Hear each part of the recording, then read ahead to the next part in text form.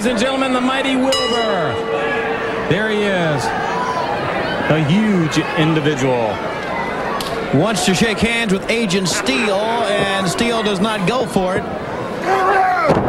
There is just no way you can lock up with that man and think you're going to take him off his feet. You can forget it.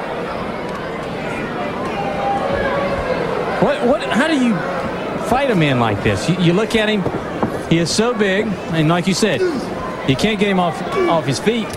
We've seen a lot of men go up against him and try to take him off his feet, even men like the Four Horsemen. But it has not worked, and Agent Steele looking with that puzzled look on his face. Now I guess the Russian assassin use a chain and choke him down.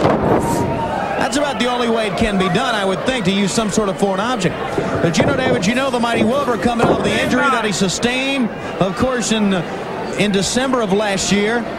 And he is ready for the Great American Bash. Someone else, a man by the name of David Allen Coe, standing by with Jim Ross. The mysterious rhinestone cowboy, David Allen Coe, a big part of the Great American Bash. Well, thanks a lot. And I'd like to tell all of our fans and everything to come out and see us with Dusty Rhodes and the Road Warriors, Rock and Roll Express. It's great to be part of the American Bash.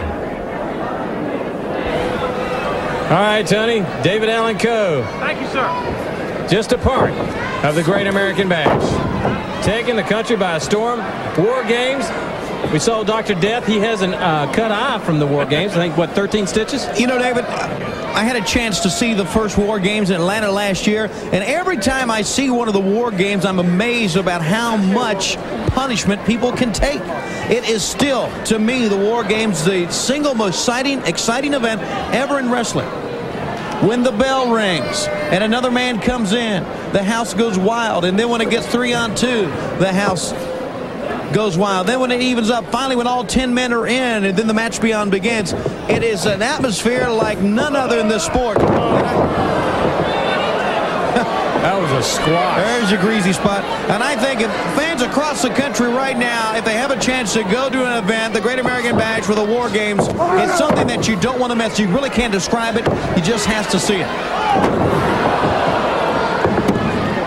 You have to see that, too. Mighty Wilbur, victorious.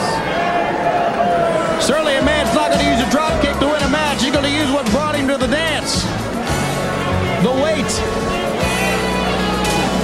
Splat. You're a winner, the awesome Mighty Wilbur.